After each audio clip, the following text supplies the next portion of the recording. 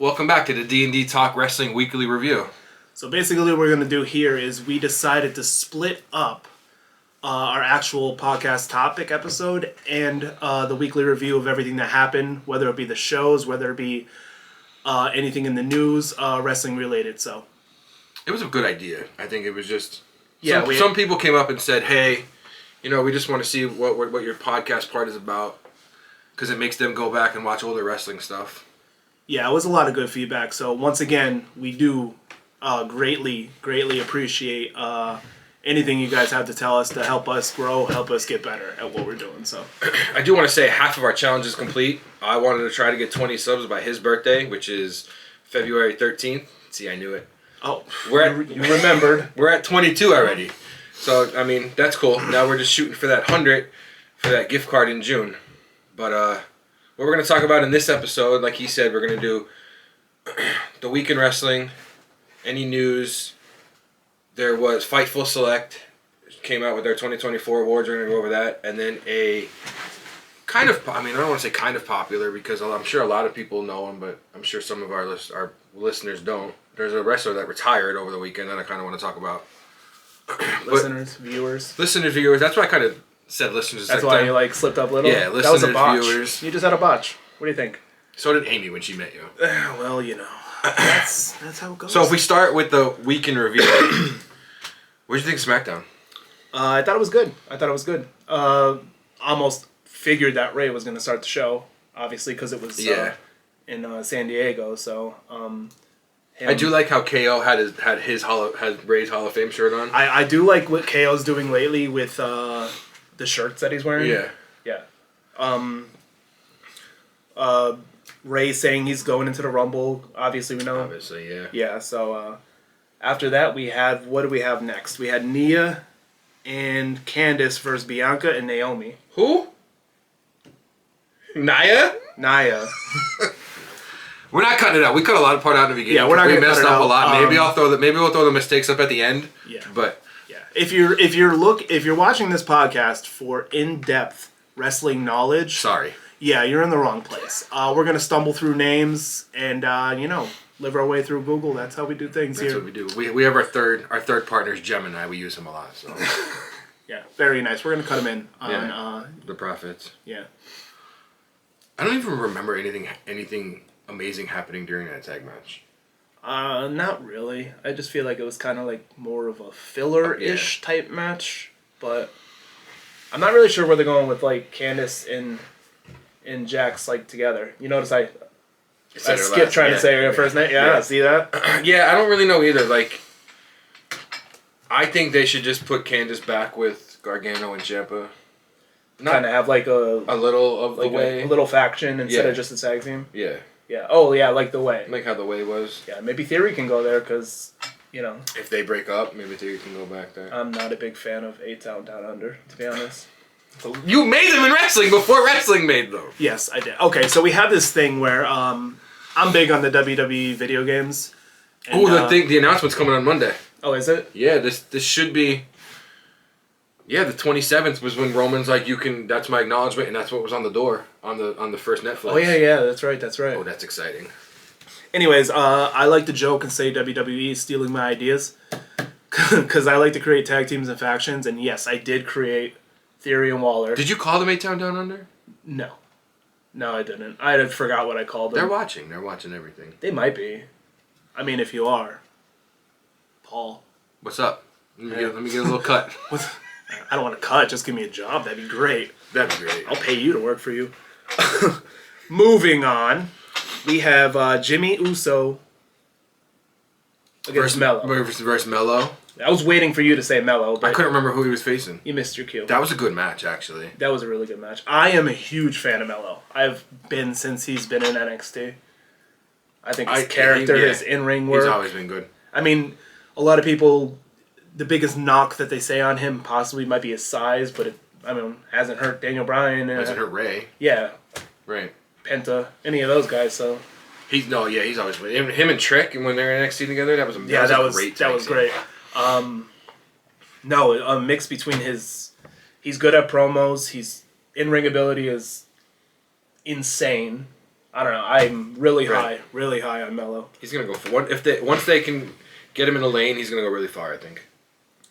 All right, so do you want to go into the segment of when Solo came out and said his amazing speech. Yeah, that was very riveting. I can't believe he just came out and just dropped the mic like that. I don't know. Solo's speech was about as interesting as this podcast. Don't put us down like that. Jesus, we're gonna get there. I think when Jacob picked up the mic and was like, "Yes, yeah." When you guys think we're done, we're not done. You're not stopping us. Yeah, it was. What was it? You think I was crazy? You think I was crazy before? Yeah, kind of saying like, "Hey, Solo held me back. Now he's not holding me back anymore." I cannot wait to see Jacob get pushed like that. No, that's gonna be. That I want to see him in the Rumble. I know it literally is going to sound like I'm repeating what I said about Melo, but Jacob, he has it all. Literally, 100% has it all. Has the look, the ability to talk. Once they let him talk on the mic, once they let him talk and go on his own. I know we mentioned this in probably the prior episode, but even watching the videos with Jacob, from his MLW days. Yeah, his ability to speak and I don't know, he's got like literally superstar like written all over him. He's gonna go. That's such a cliche thing to say. Yeah, really. I try to stay away from cliches. That's what we do. Maybe I'll just make that my gimmick and just there you go. Use cliches as my entire Instead thing. of saying wrestlers' names wrong. I thought that was your gimmick. Oh, mispronunciation? Yo! Is that it? I mean, I did it too. I'll say it. I did it too. That's well, he's laughing at me. We had to retake the intro like 3 times. Twice. He messed up the first time, I messed up the second time. I don't want to hear it. If I don't get annoyed, I'm going to put it in at the end. So I have some stuff from TNA Genesis that happened over the weekend. Their pay-per-view. We skipped over a couple more matches in SmackDown. Oh, I did. I'm not gonna lie. All I have down for SmackDown is Jacob's promo was crazy, but Go ahead. That insightful look into Jacob's promo. Yeah, it was crazy though. You also had what do we see here? The Motor City Machine Guns versus Los Garza. I don't know, man. Los Garza anymore. I can't. Dude, they're so talented though. And I just feel like they're not doing anything. No, they kind of fell in the what's the word I'm looking for? Kind of the back seat. Yeah. Even when's the last time Santos had a match? Yeah, I'm not really sure what they're doing with them because I think Legado del. They're still Legado del Fantasma. Yeah, but I think they had so much more. They were so better when they were in NXT. When they first came out with Joaquin Wilde and Cruz del Toro, they were one of my favorite groups. But I still think they have a lot of potential though. They can get there. You would think now with SmackDown being 3 hours, you can get more people like that in, but I still feel like they don't know what they're doing. Yeah, I feel like it's kind of like a more of a booker side of things on where what do you want to do with them? What do you have for them? Right. I feel like they just don't really. They don't have anything. I feel like they don't have anything, and they're just like, we'll just go out there and do whatever. If you don't have anything, let me just stay in catering and get some food. But they are solid workers, though. So that's why they're putting these matches. And the Machine Guns, let's be honest, we know that they've been one of the best tag teams for how long now? God, at least 20 years probably. We have the B-Fab match against Piper Niven. Oh yeah. That was B-Fab's first singles match. Was it really? On I don't know if it's on TV. I don't know if it's on SmackDown or on in total. I think she had singles matches. She did have singles matches in NXT. That was her first singles match on SmackDown, and she's been called up 2 years now, something like that, maybe longer. I heard a lot of good, I've read a lot of good things that B-Fab actually was making a lot of progress, at the Performance Center. She was working closely with a lot of the women down there, and she, everybody thought she was just the manager. Right. But back in the day, managers. That she actually has a lot of talent. It's just that she hasn't really had the chance to showcase it just yet, so. Right. Owens versus Ray. What do you think? I like how they were fighting outside, and KO's beating up Ray right in front of his daughter, and she's just sitting there laughing. Aaliyah, what are you doing? Your dad, what are you turning into Dom? Your dad's getting the shit kicked out of him right here in front of you, and you're just going to stand there and laugh? I guess wrestling's not in everybody's blood in the family. I have noticed, and it's just not off topic, kind of, KO's not wearing, shorts anymore. He would wear, not basketball shorts, but basketball shorts type material. Now he's wearing, actual tights. I'll be honest, I haven't really noticed that. I read it somewhere. I think it was on Twitter X. I think I was on there the one day, and somebody said something about it, and I started paying attention. And I don't know how far it goes back, but every once in a while he puts actual tights on, not like the shorts that he would wear. I don't want to call them basketball shorts. That's probably what they are, but... Well, it's better than his Ring of Honor days. What did he wear in his Ring of Honor days? Singlet? You remember that? Oh, God, no, I do remember that now, yeah. Owens has such a look, though. Like, it's his. I don't think many other people could pull that off, but... They did just release a shirt for Saturday Night Main Event. It has him and Cody, and it says Cody, the American Nightmare, and it says KO, the Canadian Dream. Like, WWE made it. It's not just KO doing whatever. Now they're, like, going into it. Because they know it's probably going to sell. Well, yeah, no, it's smart. It's smart. Like, right. A lot of these guys are... stuff that they do on social media or things that they come up with themselves. Like, I could tell WWE is starting to kind of roll with it more because it's getting everybody into it. Everybody's, with Punk and Drew with the... I mean, you heard Tombstone and at the last Saturday Night Main Event, after the match when KO held the title, how many people cheered for him when he did that? Well, I mean, not to sound like cliche, hey, we're transitioning back into this, but... There's your shtick. I mean, let's be honest. KO deserves it. KO deserves it. I don't want to be that guy. No. Start to chant. KO deserves it. He needs something. Yeah, he does. He's been working his ass off for so long, and I don't know. I think he does deserve a run eventually. Yeah, I and can your see chair is very squeaky. I just realized That's your chair. It's not my chair. Well, who owns it? Okay, it's the owner of the chair. I can't help it. We're not professional yet, all right? If I fall, like Theo Von did at the inauguration. Did you see that? We're gonna leave it in. Yeah, we're gonna leave it in the video. Did you see how he fell? Right in Logan Paul's lap at the inauguration. He was going to sit down, and Logan and Jake were like, "Yo, that chair's rickety as shit. It's gonna fall." And right in the middle, he falls, and he falls like back. Well, just think if the chair breaks, we could just play into that. And I could say that this podcast is scheduled for one fall. I'm gonna put myself through the table. All right, cool. All right, cool. What do you got next? That was the end of SmackDown, right? That was the... Yes, it was. I mean, at the end Why do I feel like there was a Bayley match we didn't talk about? Because Bayley and... There was a Bayley match. Oh, no, that was Raw. Never mind. That's my fault. So, yeah. At the end of SmackDown, obviously, Owens attacks Ray. And then Cody comes and makes Now I remember that. Yeah. So, like I said before I rudely interrupted him, there was a TNA Genesis pay-per-view over the weekend.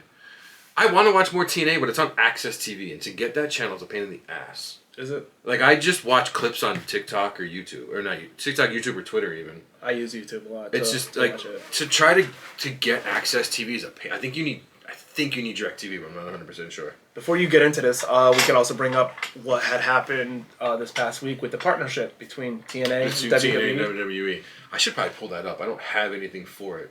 Like, I don't have that thing I sent you. What thing you sent me? Didn't I send you a big whole media thing? We're professional now. We got a laptop, so now we can look stuff up on the fly. Yeah, we're coming up. I still have my tablet, so... I swore I sent you a big NXT TNA partnership thing. I don't know if it says how long it's going for. I mean, it really... All right, so it does say a multi-year partnership. It really has been going on. It's been going on for a while. Before this was announced, yeah. And I feel like this doesn't give any kind of topics or anything, any specifics. Well, if I'm not mistaken, the reason why I brought this up before you got into the TNA pay-per-view is because there was a couple notable showings, appearances by WWE superstars there. So I will say that it's only been going on for a couple months. It's already a lot better than when AEW had their partnership with TNA. Because it just seemed like they're like... they would have whatever. Like, at that time, Kenny was called the Belt Collector. He had, like, the AEW World title. He had the New Japan title. He had the TNA title. But even carrying the TNA title, like, he had his valet, Michael Nakazawa, carry the TNA title. Like, he didn't want nothing to do with it. And then, like... I think Christian won it from him, and then they were just like, all right, cool, it's done, it's over. Like, they didn't really push anybody. Kind of underwhelming, to say. Yeah, we've only seen a handful of crossovers so far, but when Joe Hendry came, oh my God, they went insane. Yeah, like he was one of the most over people in NXT, and he's not even technically in NXT. Right. And he got over more than probably half the roster already. Well, to transition you into the pay-per-view... I don't have much. It started with an open challenge from... Ashante the Adonis. Yeah. I don't remember who came out to answer the challenge. It was... Ooh, this is the part where we got... It was a squash match. Yeah. He got destroyed. Jake something? Jake something, yes. Okay. Yes, it was. See that? We got it without... We get there. We'll figure it out. Work in progress. It was a squash. That was on like the pre-show too, I believe. Yeah. But it was a straight up squash match, but it was still cool to see Ashante show up there on TV. I'm a fan of him. I like him. I liked him when they were in... I can't think of... What's that faction? Him, B-Fab, Swerve... AJ Francis. We're not going to edit this out. We're not going to edit this out, and I don't want to look it up either. Yeah, this is terrible. What were they? If you don't... Even in the song what were they called? In the song it would go... Strickland was in it, too. If you don't know, now you know. And even like the New Day was all about it. Oh my God. We're not going to edit this part out, and I'm not going to look it up. No. But sometime we're going to remember it during this episode, and one of us is going to come with it. Yeah, we're just going to, growing pains. Do you have let you see we're human. Do you have anything else from that TNA show? From the TNA show? Yeah. Not really. I didn't get to catch the whole thing. I didn't catch the whole thing. I only have a couple. So there was a match between the Rascals, which have been on NXT before, and the Hardys for the TNA tag titles. Fraxium. Yeah, showed which up. is Axiom from NXT and Nathan Frazier. Right. I think I liked him better as A-Kid, but I like how they poke fun at him being A-Kid once in a while. I'm a huge fan of Frazier, too. You like anybody that came from NXT UK? Actually, yeah, you're kind of right. Because but also, Frazier came from there? But he also got trained by Seth Rollins, too. That is a good one. So, Homer pick. The Rascals were jumping to go out of the ring to hit the Hardys, but the Hardys moved and they land on Fraxium, so I'm sure somehow there's going to be a thing between maybe even the three of them. I do know this week TNA is doing their tapings at Full Sail, where NXT does their tapings at. They're taping, I believe, today, tomorrow, and Saturday. I know today and tomorrow, but I believe Saturday as well.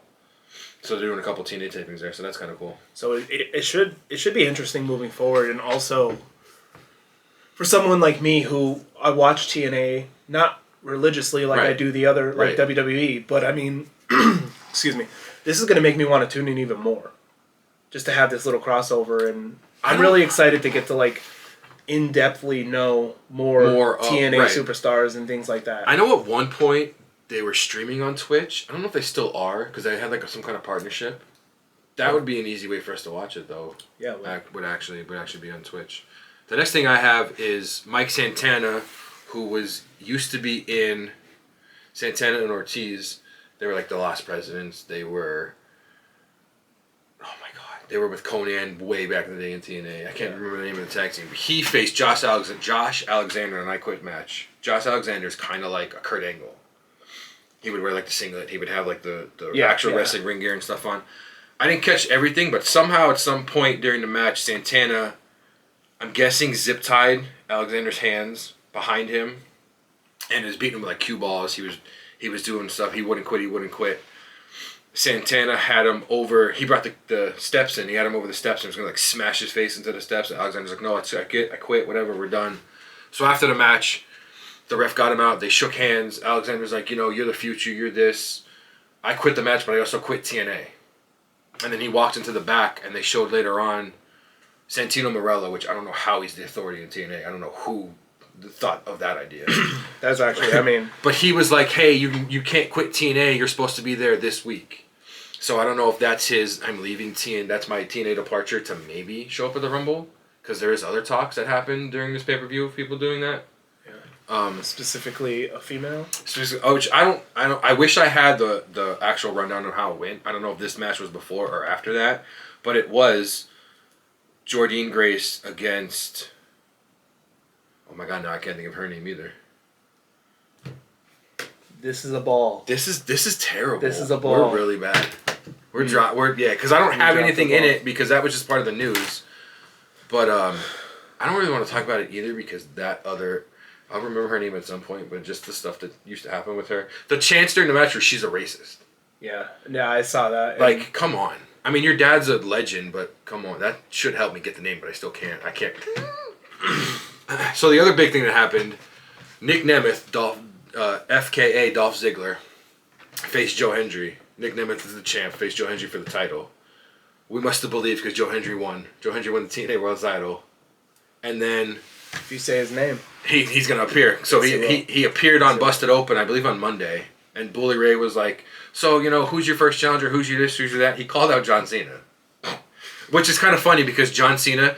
I don't know if you follow him on Instagram. He just posts pictures, like random pictures. Yeah. He did post the WWE TNA like not merger, but partnership as his like latest picture. Joe Hendry versus John Cena in John Cena's retirement year would be kind of cool. That would be. Yeah. That would be like insanely groundbreaking too. Like for how long Cena's been in the business and the entire time, like Vince would never, ever want to have anything like that. Right. And then in his final year, now Cena gets to open it up and like.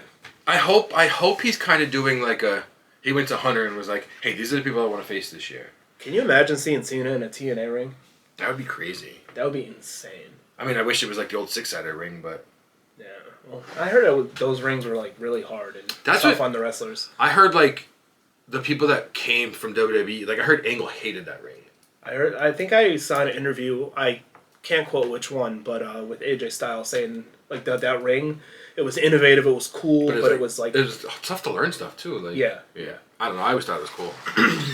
I always liked it too. I always liked how it was different, and you didn't see anything like that. Like every ring was just really didn't. Obviously a square. It kind of reminded you of like UFC almost.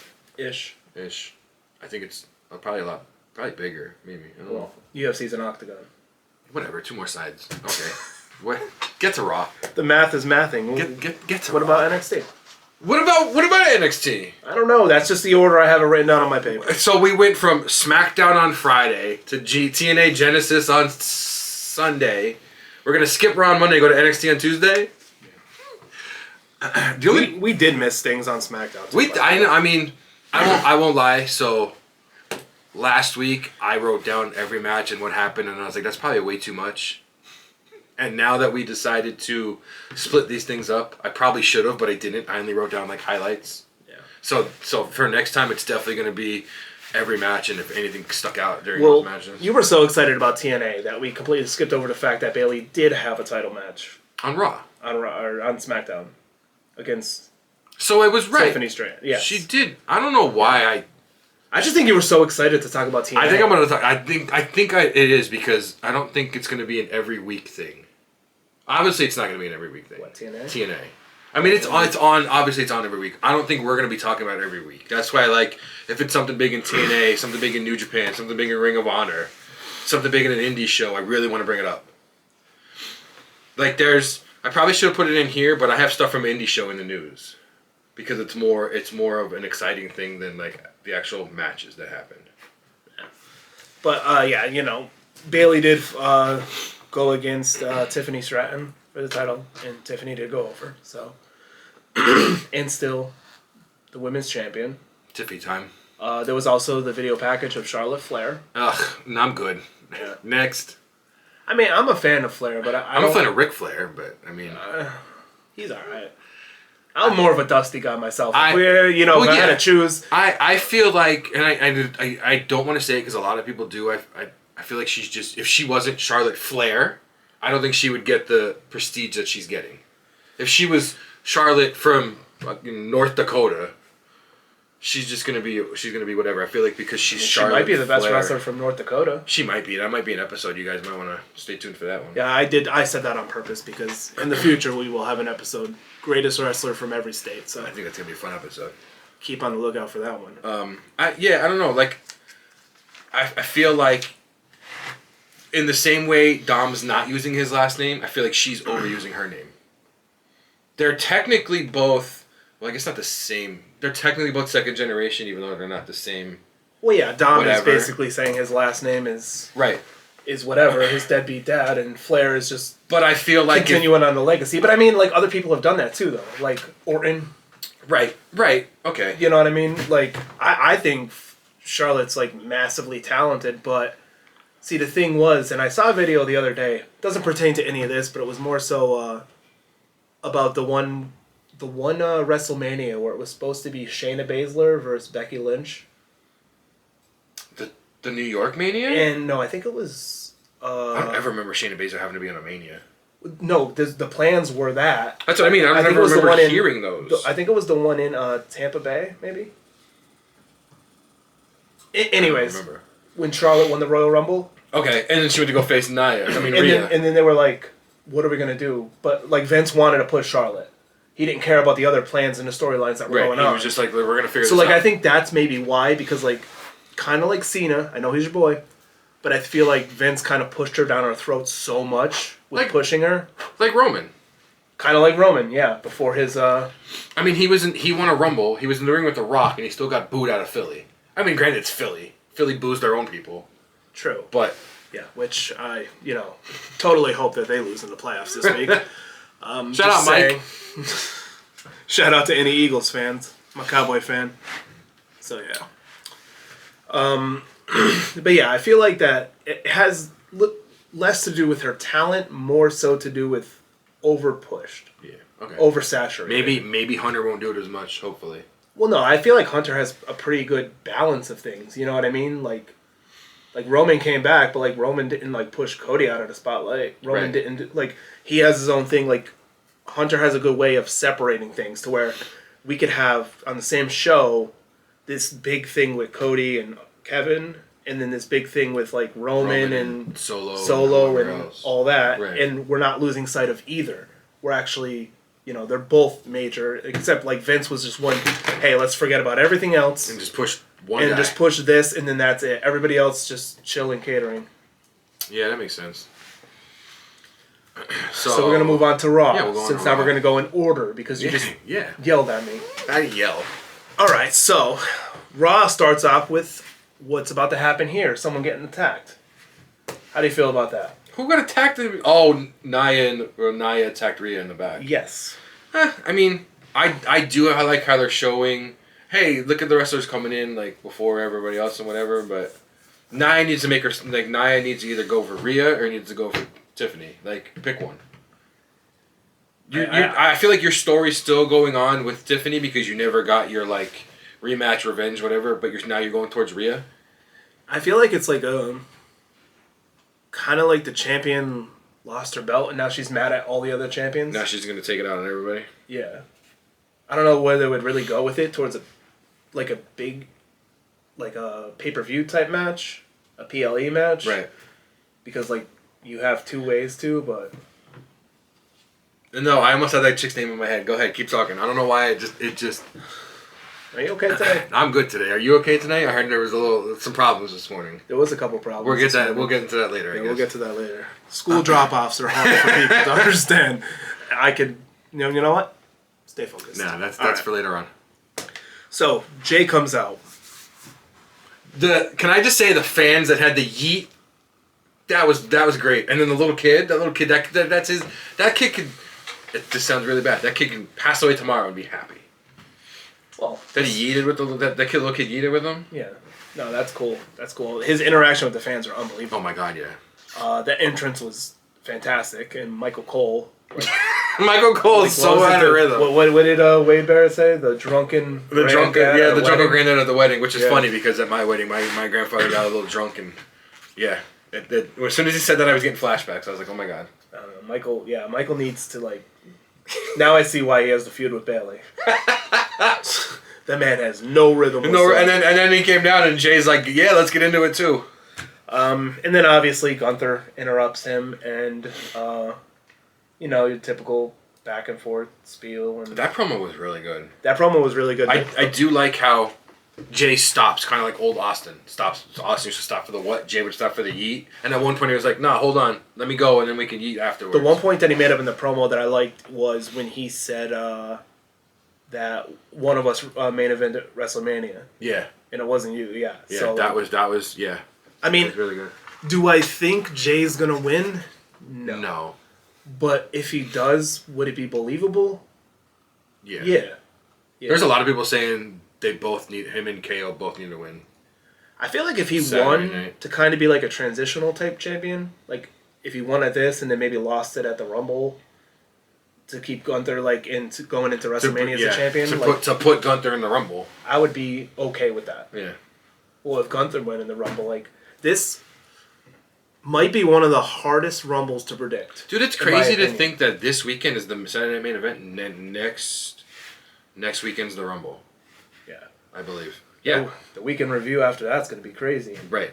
Also, we're probably going to be taking some live. Yeah, we're still trying to figure out how we're doing the Rumble. We think we have it set up, but it should be fun for you guys. Yeah, there'll be some more content separate from our typical podcast topic and for the weekend review, especially when there's a major event like the Big Four: Rumble, Mania, Survivor Series, SummerSlam. Right. I'm surprised I didn't slip up in names. I was like, he's gonna forget SummerSlam. No, I'm a big fan of Elimination Chamber too. I think Elimination Chamber. Anyways, what we're gonna do is we're probably gonna have a little extra side content when it comes to those major events too. So just keep an eye out for that. Yeah. As I drop my pen again. We usually, absolutely the Big Four we always watch together. I don't think any. I mean, the other pay-per-views, if there's something crazy going on, or if it's not overseas, we'll try to watch them together. But usually the Big Four, food, drinks, whatever. Yeah, it's a little routine we have. Some pizza, some wings, some Crying if somebody wins or loses. or crying just in general. Yeah. I mean, that's That's how everybody it goes. needs a shoulder from once in a while, right? Right. So we got then we have a segment backstage, New Day and JBL. What do you think about that? I like when they're like, hey, you're gonna talk good about us, right? Put like money, put like $2 in JBL's pocket. I like how JBL still was a heel. It was just like really condescending and like I could say like a smart ass kind of what he was saying. Like, oh, of course I know why you did it. The big muscular guy, the big right, yeah. But he's still like he went opposite of normal JBL, like who's a great heel, one of the best heels of all time. Probably one of the best heels of all time. And literally even he was like, yeah, you guys are. That does remind me. people. He showed up at the TNA pay-per-view because he's been showing up at a lot of Nick Nemeth matches, and like whoever Nick is facing, if they had somebody outside, he would clothesline from hell them. So somebody had he would have like the opponent. So somebody was out there for Hendry. I don't remember who, and JBL clothesline from held him. And then I remember seeing that. Nick's brother came out and he like jacked him right in the mouth and like no, and then that's what he does. He just shows up and then leaves. Doesn't talk anything about it. Once in a while, he'll like whisper something in Nick's ear, and he just walks through the crowd and leaves.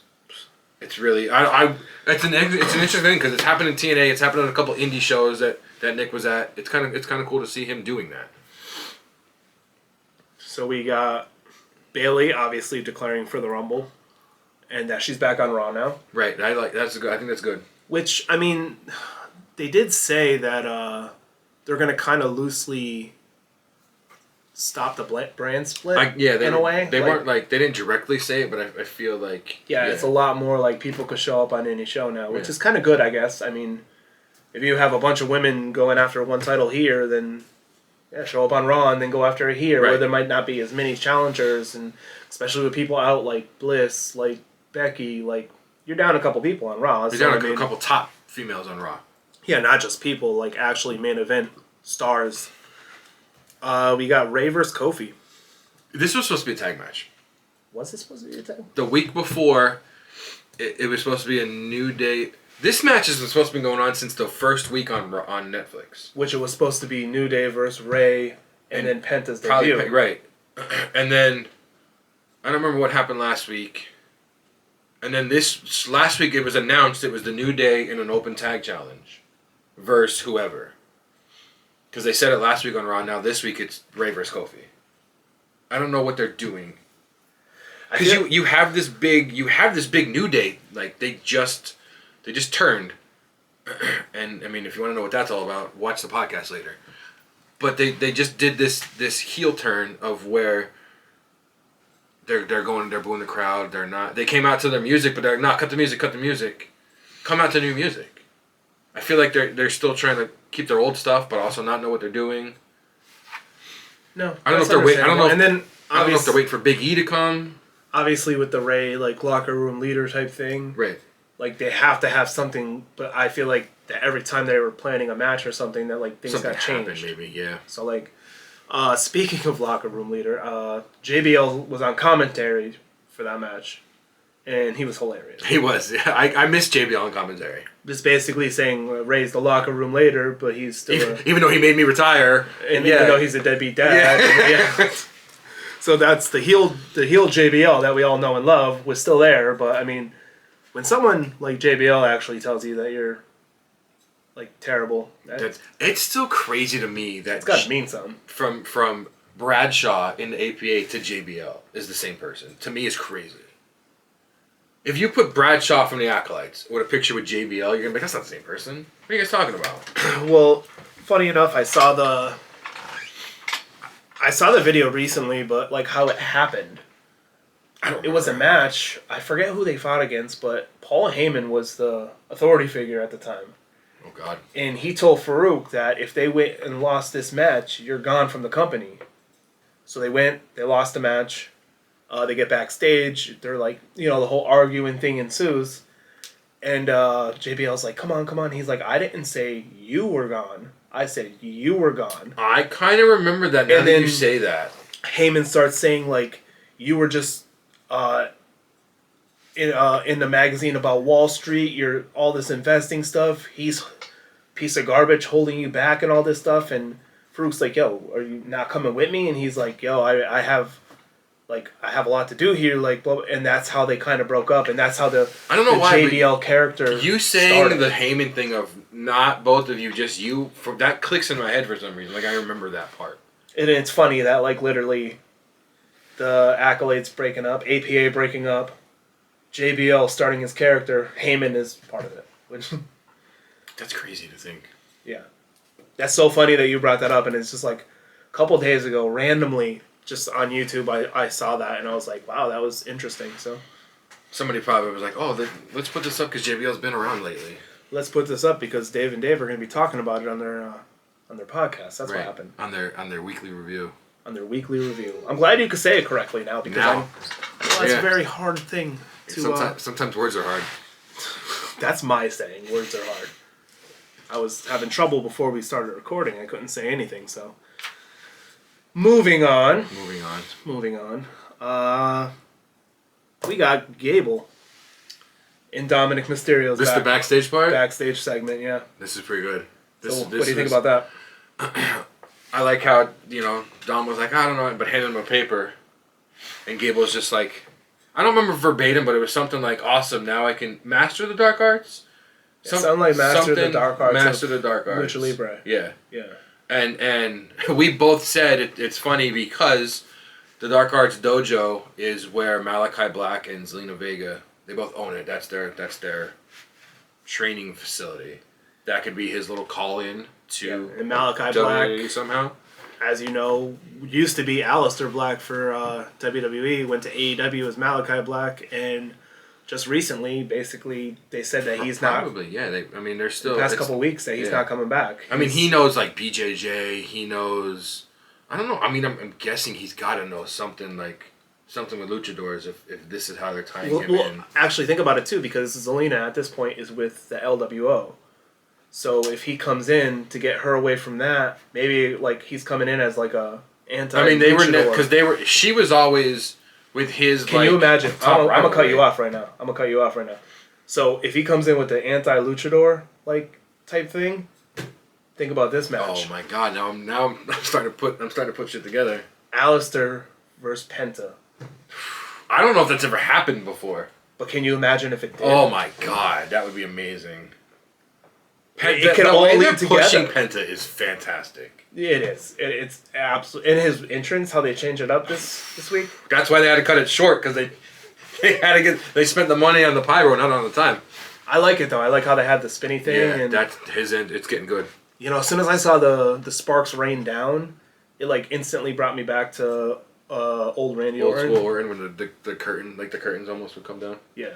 That was. I loved Orton back then. I love Orton now. He's one of my top 5. He's probably your top. He's probably your 1. My 1? He might be my 1, to be honest with you. The Legend Killer gimmick was the best thing ever. He's not a bad 1. The Legend Garden was epic. You just slap people and spit in their face and stuff. I miss. That sounds terrible to anybody that's not a wrestling fan. Like, what do you guys? Like, that's the people. I do. I really wish I would have got it. He had a shirt of every legend he's ever killed on the back, and like when it happened. That's cool. That's cool. There we go. We're getting off topic again. That's what we do. Fantastic.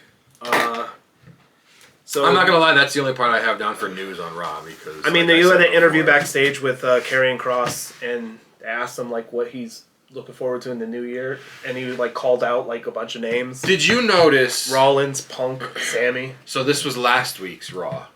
He's the one that came out and said the Wyatt Six are on SmackDown, but there's no official thing. Yeah.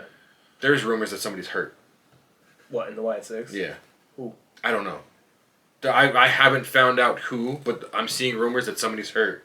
To me, if it's not Bo, let them come out. Yeah, they can still come out. If Bo's hurt, I understand. I can understand. Maybe just have him do the rocking chair, or whatever. I don't know. The things I've saw, it just says they're being held because a member of the Wyatt Six is injured.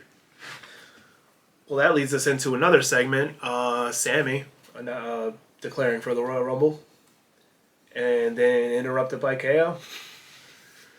That was an interesting promo. That was yeah. I do kind of like where KO was going with it though, because he's like, I would help you, you'd help me, right? Yeah, basically, you had Roman's back, right? So you're gonna have mine, back, right? Because I have your back, right? So I'm gonna help you, but you're gonna like make sure I win, right? It was like a calling in a favor type of thing. I keep forgetting that match is a ladder match, that KO Cody match. And I very very good point. I don't understand what they're doing with Sammy, either. I don't think they ever know what they're doing with Sammy. Because like you have him intertwined in this. You had him go like the OG bloodline, whatever that, but now he's in with the Kevin Owens stuff, and then also like what happened later on Raw, like he's like getting involved with the whole like Seth and the Drew thing too. It's like, and then that is he gonna be a face? And there was 2 weeks on SmackDown when he was having it with Mello. Yeah, so it's like, did you see the video from after Raw? Well, we'll get into that later, but. I don't know. Maybe. Yeah, no, the promo between those two were good, but I mean, like, let's be honest, those two have worked together for how long? Decades. I love when they do anything together, whether it be on a team, whether it be against each other. Sammy and KO is just pure entertainment. It's always gonna be. Sheamus talked about chasing the Intercontinental title. I'll be honest. I think he needs it. I would love to see him get it. I think what I want to see happen. I don't know where. Maybe at a Mania. Maybe at this Mania. Braun, I'm coming for you. I'm coming for your title. If I don't win the title, this is either my last shot at the title. I'm never challenging for the title, or if I don't win the title, I'm retiring. He's been there for a while now. Yeah, he is. It's not getting stale, but it's literally either him or it's Ludwig or it's him and Ludwig, and then they throw Braun in. Well, we know he's not retiring because he just signed a 5-year contract. Fair enough. Yeah. So maybe which I forgot to mention last week. That was going to be part of our news, but maybe they can do a. Hey, if I don't win, I can't. As long as you have the belt, I can't challenge for the belt anymore. Yeah, I like that. They just need to add something into it because it's kind of getting stale. So we had the Nia versus Bayley match. The main event.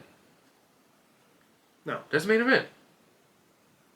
Was it not the main event? No, it was not the main event. I don't know. Oh no, Seth and Drew was. Yeah. I don't know. Did we watch the same Raw? Probably not. I'm curious. Every time when it ends short now, I keep thinking I forget something. I'm like, why is it? What's going on? Why is it ending short? It's just for you, just to mess with your head. It probably is. That's exactly what the producers. I like how Bayley's been on at least the last 6 or 7 TV shows. She's been on SmackDown. She's been on Raw. She's showing up on NXT.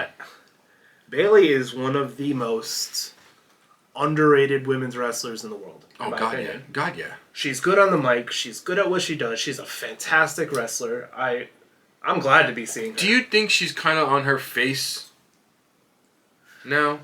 I feel like she's a face, but not like the old Bayley. No, I don't think we're ever going to see Hugger Bayley back. No. Hugger Ponytail Bayley. I don't think that's ever going to happen. I think she's in that like little like edgy face area. Like Orton? Like Orton, where he's a face, but he'll still like, if he wants to, he'll turn into old Orton. Like you know. I mean, people don't say she's a heel, but like Bianca. Everyone says Bianca's a face, but if you're whipping your hair at your opponent, that's a heel move. I don't care what anybody says. That's a heel tactic. It is a heel tactic, but I mean, Bianca is like, she's a face. To me, she's a face. I think she's the one that attacked Jade. No, I think Naomi did. Yeah, I think maybe they both did. That's my guess. My guess is Naomi attacked Jade. That's why she's been out. I don't know what episode it was on, because they've also been on. They were just on NXT. They've been on Raw. They've been on SmackDown, having the titles. But they did say, maybe it was on Raw. They did say something. Oh, we don't have any evidence or any clue of who attacked you, who attacked Jade. And Jade put on Twitter, "Oh, really? You have nothing?" But she did it in like parentheses of kind of like a, "Yes, you do. I know you have something." Type thing. It's gonna be interesting. It's gonna be the Rikishi all over again. I did it for The Rock. I did it for The Rock.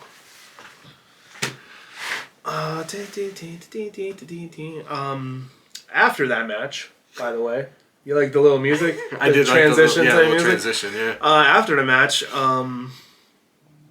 you had the brawl outside of the ring that Rhea ended up getting involved with. And then she announced the match at Her and Nia went back out. I keep mispronouncing That's fine, her name. don't worry about it. I don't know. My phone rang, threw me off. Totally don't know. Well, I gotta pay attention. I mean, I'm a dad. I have kids at school. Gotta make sure the school's not calling. Anybody else, I just ignore. But oh, it's Amy. Ignore. anybody. I don't know. My mom, my dad, just swipe. It's all right. Anyways, yeah, Rhea comes back to get a little bit of revenge. That was the typical spot that they've been doing recently with the whole brawl and separating. I did like how Rhea did the front flip onto her off the table, though. Did you notice there's another angle when she did it? She high fived a kid in the crowd afterwards. Oh, there's something on Twitter. It had to be somebody in the crowd because the way the angle is. This little kid ran up and they high fived each other after she did it. I love Rhea. She's. I will say. I guess I can say it now. I have noticed, besides the Prime bottles not being there, the new announce tables, seem extra sturdy, strong, however you want to say it. I feel like when somebody does go through that next, they're going to be like, holy shit, they broke the table. Let's look at it from this perspective. Imagine being an announcer.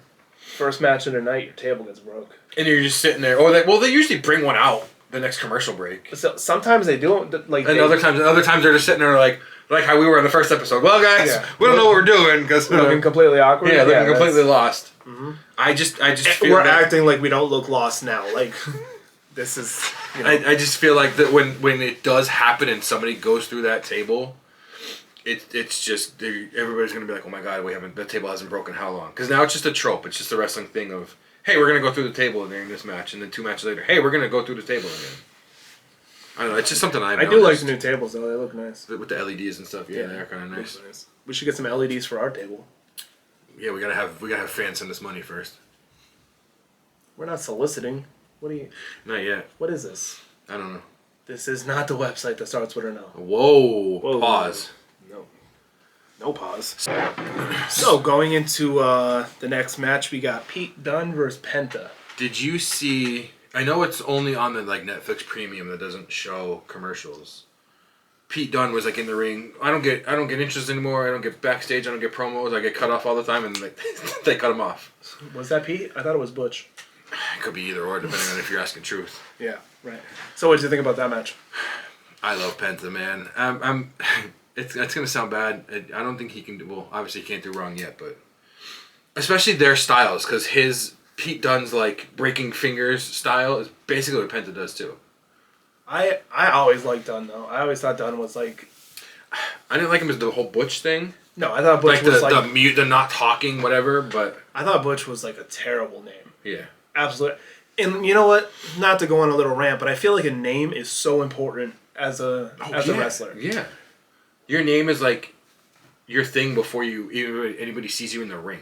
And I'll say this to this day. Dolph Ziggler, one of the best wrestlers in the world.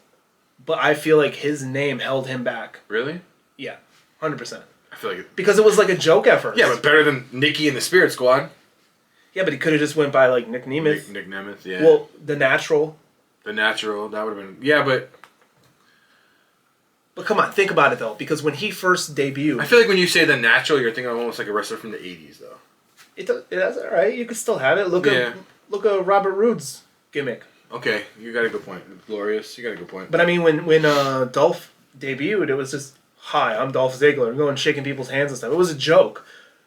Nick is the one that put that over. Yeah. He took... Well, he's a comedian, too, though. When he's not wrestling, he's doing comedy shows. Yeah. No, but I mean, he took that gimmick and he made it what it was. He made it so he could be a champion.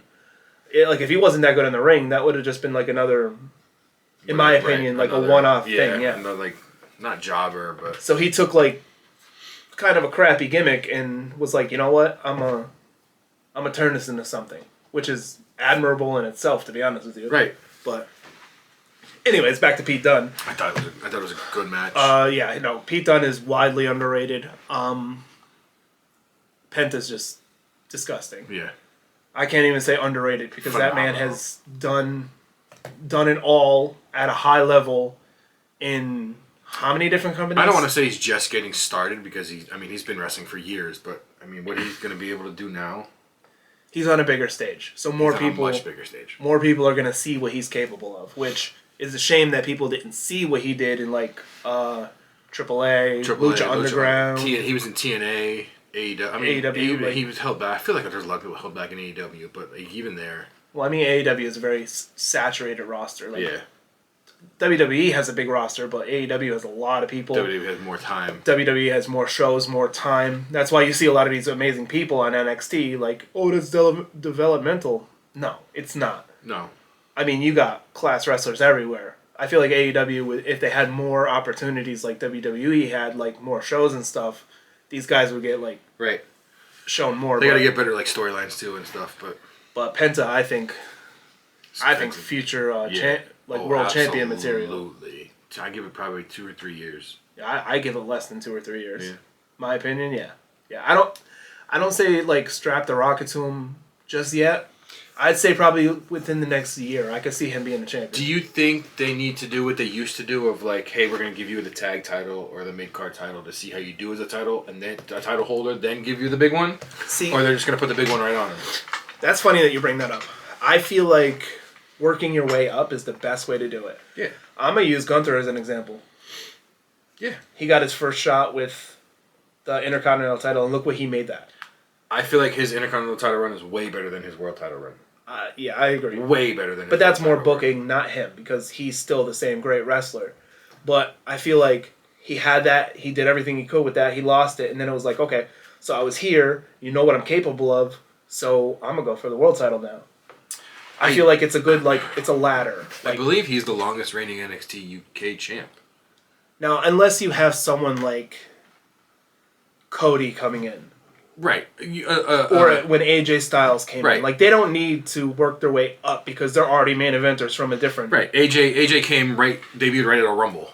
Yeah. Like, come on. Yeah, they don't need... It's like Gunther... Like, we all knew he was amazing. He was the United Kingdom champion. Right. But he didn't really have that main event status in other promotions, kind of like those guys did. So those guys, when they come in and get, like, world title shots, I feel like, all right, that's cool. That's fine because we already know they're stars. Right, we already know where they've been, what they can do. But I think going from the bottom, working his way up, that's what made Gunther the biggest star he is because he's just accomplishing all these things, knocking them off, king of the ring, knocking it off. Like, he just has this list of accolades underneath of what I want to do, and then, let me get there. So I feel like, yes, Penta with a run with the IC title would be fantastic. And that's known as the Workers title. The Workhorse title, yeah. Workhorse title, which has always been my favorite championship growing up. I was big fans of people like Mr. Perfect, Macho Man, guys like that. Yeah. Just the workhorses, the ones that didn't get the main event, but put on the big shows. That they could basically pretty much be a main event. So let's transition into Punk's promo in the crowd. That was good. I like... Was that his... He was already declared for the Rumble, right? That's not him. That wasn't him declaring for it. No, I think he was already declared. I think he declared last week. What I like about this promo is that it took a little bit of old school Punk in it. So like you can see the little bit of a heel Punk coming out. Yes, it's not the full face Punk. Right. To where, like when he came back, he was pandering to the audience. How good does it feel to be here and blah blah blah. This one was more just so like. Yeah, this is CM Punk now. Yeah, this is not pipe bomb Punk. Not pipe bomb, but pipe bomb-esque. Right. So we're like, he'll just, Roman, like, I'm coming for you. Cena, I can't see you throwing me over the top. Right, that was good. Even Hulkamania, he was like throwing his old I'll throw your dusty ass over too. I really like the promo. Yeah. One thing that I really wanted to mention about the promo is the particular line he said. That he said he was going to call in a favor. Was it right at the end, or was it during him talking about Roman? It was towards the end. Because he went on a little spiel about no friends. He's going to do whatever it takes. Right. If it has to call in a favor or two, and that just kind of stuck out to me because we all know the whole. He helped the bloodline. Heyman still owes him a favor. And Heyman still owes him a favor. Right. And closer to the Rumble, I think we should do a little fantasy booking, like a little prediction of episode. Like what's going to happen. Closer to the Rumble, it's a week away. Well, I mean, like the day before. We might have to do a little like a short or something. Even. Like a prediction video. To see what we think is going to happen, because I got some interesting theories in my head I want to throw out there before they happen. Because if they do, he wants a paycheck, Paul. If they do, you better just call me Lanny Poffo, because I'm the genius. He wants a paycheck, Paul. I'll be Macho Man's brother, that's for sure. But yeah, no, I think that would be fun. Throw a little prediction video out there just cool. Just to see where we are, because I mean, I gotta start thinking of stuff now. Well, we got plenty of time. Yeah, we have a week. Well, we got work, so we can just think about it during work. Yeah, we don't do nothing there anyway. No, so. Not at all. Then you had Pure Fusion Collective versus Damage Control. I mean, it was a good match. I like the wrestlers in it. That shotgun drop kick that Zoe Starks did to Dakota Kai. Oh yeah. I thought she was in half. I thought she went through her. I was like, oh my god. All those women. I don't say girls. All those women are such amazing. Kick our ass. Amazing. Yeah, they would beat our ass. They're all amazing workers. Damage Control seems to have a little bit of a path, on where they're going.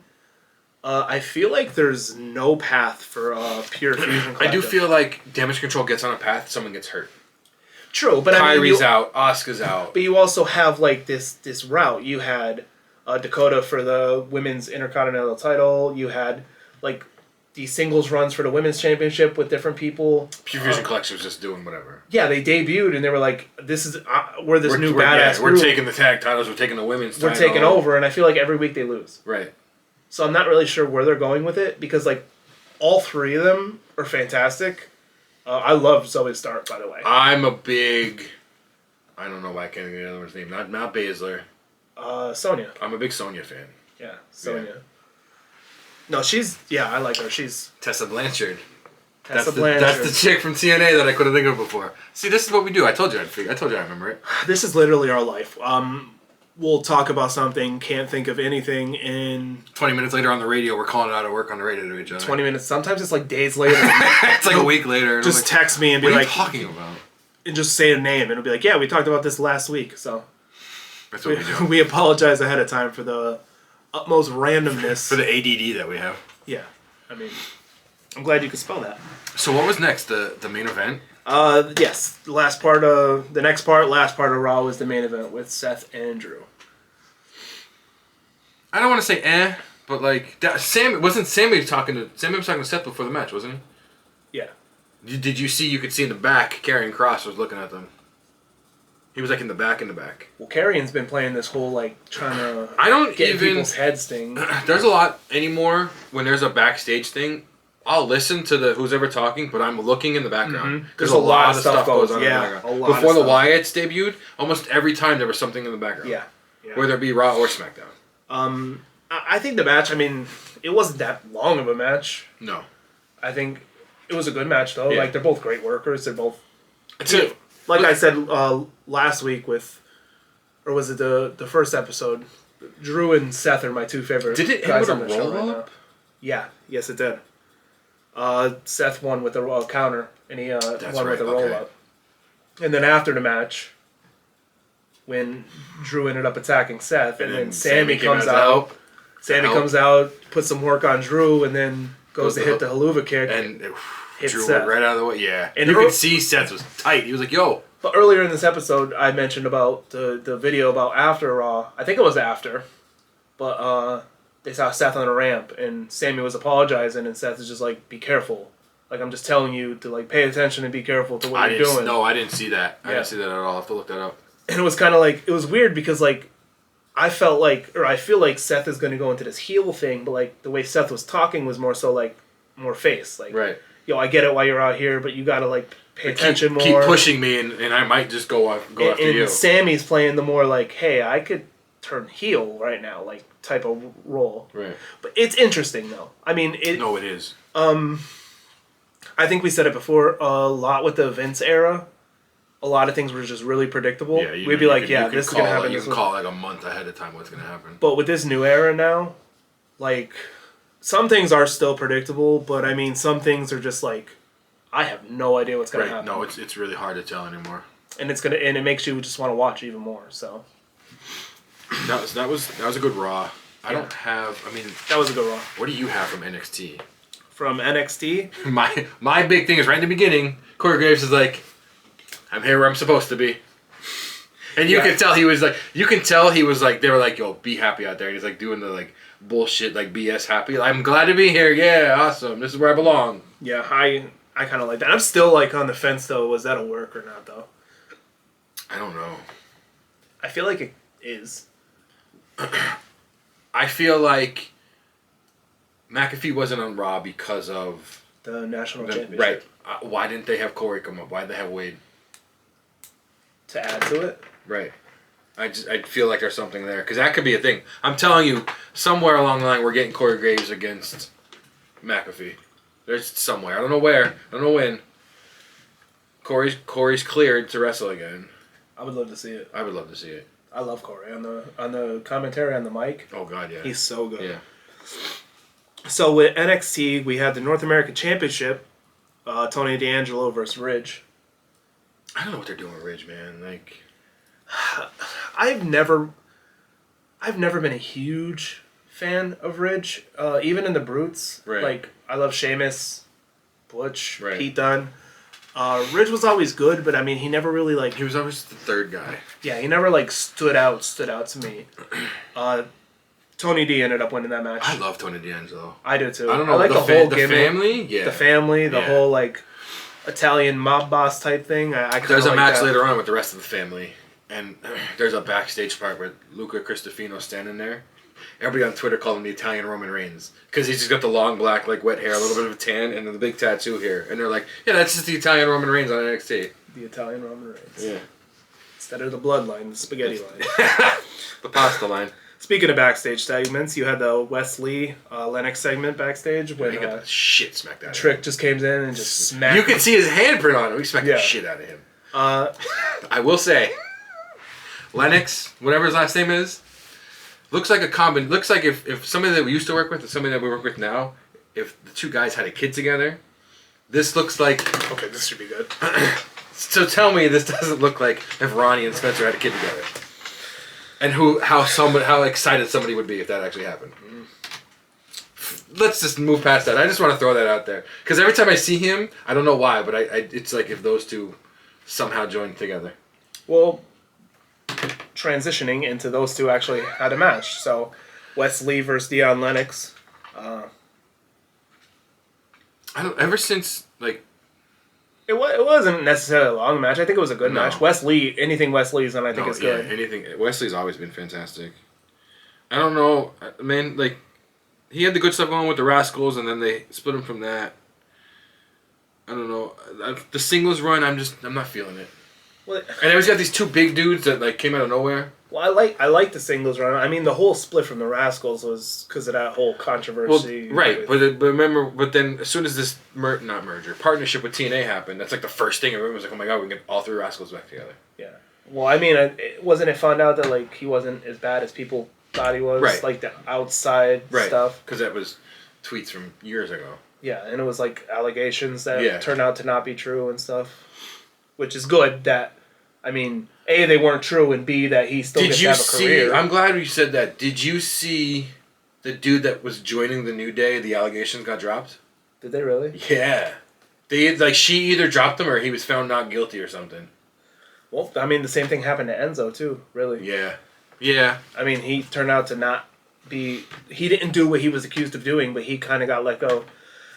The world is crazy right now, man. I mean, it's sad. It's sad that stuff happens. Right. Especially with domestic abuse and everything, because that's like not tolerated whatsoever. But also false allegations. It makes it even worse. To where like a lot of people, it's not even in the wrestling world. It's in it's in general. Everywhere. Yeah. That if you're accused, you're gonna lose your job. You're gonna lose everything, and then if you get found innocent, you still lost everything. Right. You're back at square one. If you get found guilty, well then good for you. Right. Because you deserve to lose everything. But it's just, it's a slippery slope, and no company, nobody wants to be associated with somebody that has those allegations. I think I saw that this week or last week that she either dropped them or he was found not guilty, and everyone was like, he needs to come back. They need to apologize. He needs to go right from where he was at. To tail on to the Wesley versus Deion Lennox, Williams came out after and said that him and Wesley are going to be fighting next week in Atlanta. I mean, he shoulder checked Deion walking away too. Yeah. Yeah, that look that Deion gave him too, though, was like... Because then later on, he's walking on the back, pushing cans over, pushing other stuff over. Could they be going for like a three-way type thing? Maybe it's his chance to... Because he's been there for a while. And this is his chance to finally, be in some kind of storyline. Which is good. I mean, he's a good worker. Oh, yeah, he's a good worker. I like him. Next was the Heritage Cup match with Lexis King and Charlie Dempsey. I like how every time he kept looking in the bucket and seeing the brass knuckles. Yeah. And never used them. Yeah, overall, King wins. I like Lexis King, man. Retains. I do too. I kind of like that he's not going off of his...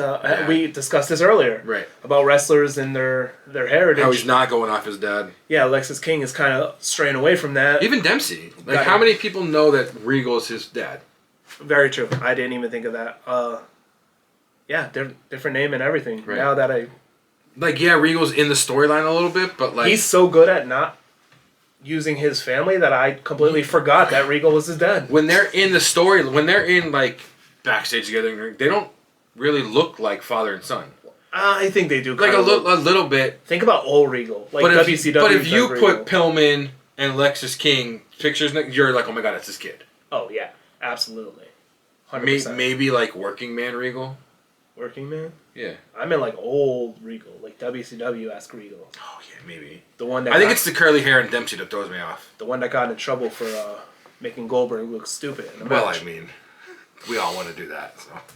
You read about that, right? Maybe, I don't know. Back in I think it was WCW that when Goldberg was on his run, his streak and everything, that one of his matches was against Regal, and Regal decided not to make it so easy for him. Just to show him, yo, you're not as good as you think you are. I didn't know. I never knew that. Yeah. And good. Kind of gave him a hard time with things. Eventually, Regal was professional and took the loss, put him over.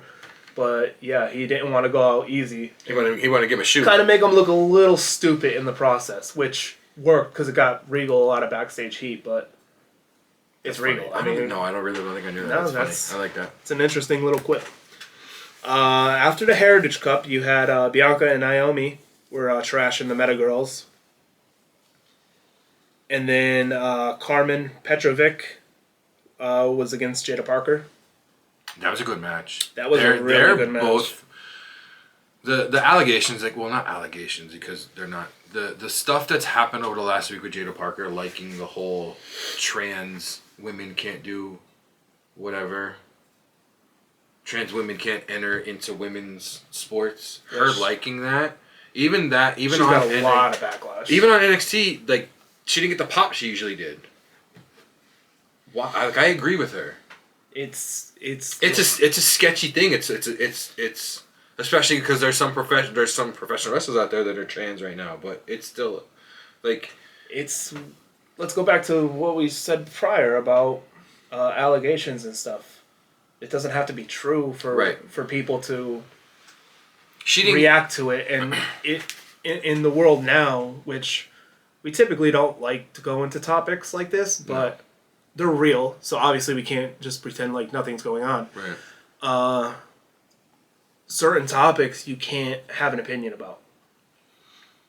And especially if you're, I mean, people like us, it is whatever. But when you're someone that's on a stage, when you're in the limelight, someone that's in the limelight, that's a risk. Now, if you stand firmly by your beliefs and they're not like terrible, like you know what, like, right? Like if you come out and say I'm a keep it PC here, like I hate all vegetarians, like you're gonna look like an idiot saying dumb. That. You know what I mean? But if you're like I love meat, but I understand vegetarians, that's a little more of a better way to do it. But people not agreeing with you just immediately leads to backlash. You're a terrible person. You're gonna get canceled. All that stuff. I mean, you could see like when she came out, she didn't get the pop she usually did, and even like doing her like taunts in the match, the crowd was just like, yeah, okay, she's here. Yeah, people are intertwining like things like that, and even politics into who you are as a person, and it's dumb. Enjoy the show. Like I'll go Pirates of the Caribbean. I love watching that movie. I don't care if Johnny Depp's a Democrat or Republican. I just like seeing Jack Sparrow. You know what I'm saying? Like I'm enjoying the show. Sense. Yeah. I'm not worrying about other stuff, but that's probably why that happened. At the end of that match, Kalani had a distraction that leads to the Petrovic roll-up win. I think Kalani's turning heel.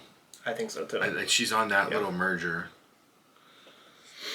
So what about, since you're a big fan of these guys, the D'Angelo family versus Brooks and Jensen and Vance? It wasn't... Oh, Brooks Jensen's the dude in his name. I was getting confused. I don't know. Like, I wasn't zoning out during that match, but it's just... Usually when you say I wasn't zoning out during that match means that you completely zoned out. I mean, I wasn't really... I was watching it, but I wasn't really paying attention. You probably texted me at the time, weren't you? Probably. Yeah, probably texted me something that you forgot from 2 weeks prior. Probably. But I was trying to I don't know. I wasn't really paying attention because then I looked up and I'm like, oh shit, the match is over already. I mean, I thought it was a good match. It wasn't anything groundbreaking. It wasn't overly long or anything, but it was just, you know. And then that's when, because Sean Spears was out there with them, and then that's when they had the backstage after match, and they were like, Don, where are you at? Like, you're supposed to be out there. Why? Like, Sean's was out there. Why weren't you out there? Yeah. He had to do it Izzy Dane because Izzy Dane interfered in his match in the beginning. He had to thank her, and she didn't want to shut up, he said. So let's move on to Oba versus Eddie Thorpe. I really thought...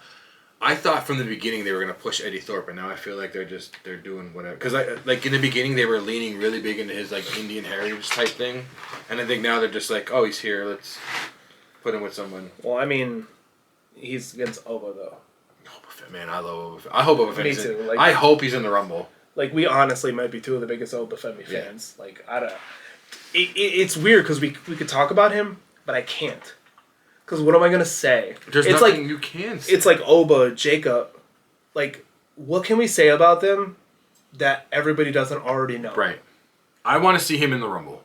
Like, cliche. Ready? Stars. That's all they are. Obviously. They're literally the future of wrestling. Whether it be WWE or anywhere, like they're. What was that moron's name? To the moon. Like that's where they're going.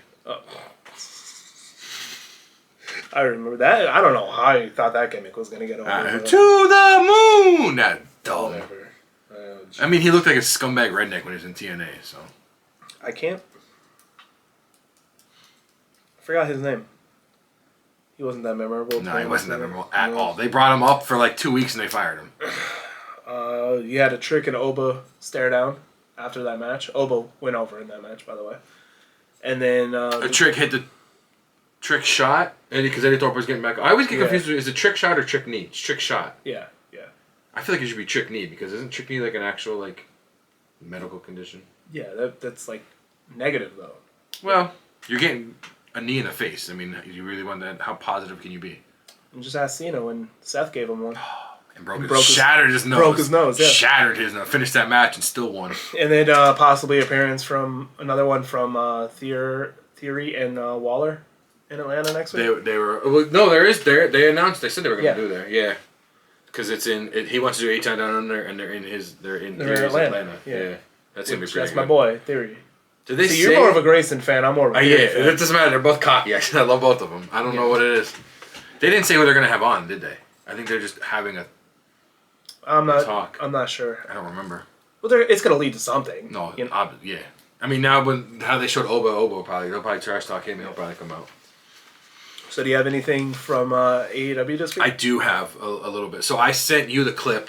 The opening of Dynamite last night was crazy. Ospreay came out and he's like, "Hey, I want to talk to Kenny." So Kenny comes out and he's, "Hey, you know, we've always never really got along. We've always been fighting each other. I know you left because of the Doncaster family. I know I got kicked out of the Doncaster family, but all we've been trying to do is keep it together." He's like, "I want to go after Mox, but Mox got the title literally in a briefcase where we can't get to it. I need your help to at least get past the Doncaster family." And Kenny's like, "No, I'm good. Like, I never really did trust you, whatever." So Don Callis comes out, and just like last week, he gets like one word out, and Kenny just chases after him.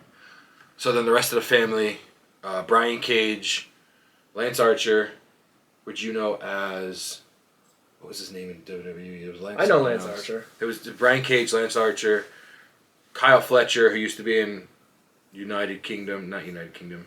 WWE UK? No, United Empire with Ospreay, and Konosuke Takeshita, who's like, I don't know what it is about him. He's like oh, but he just has like that it thing where like everybody sees him going. But they all jumped Kenny, and Ospreay's in the ring, and he's like, "All right, well, Fletcher's out there. I have a problem with Fletcher, so we're gonna go." They went all around the arena.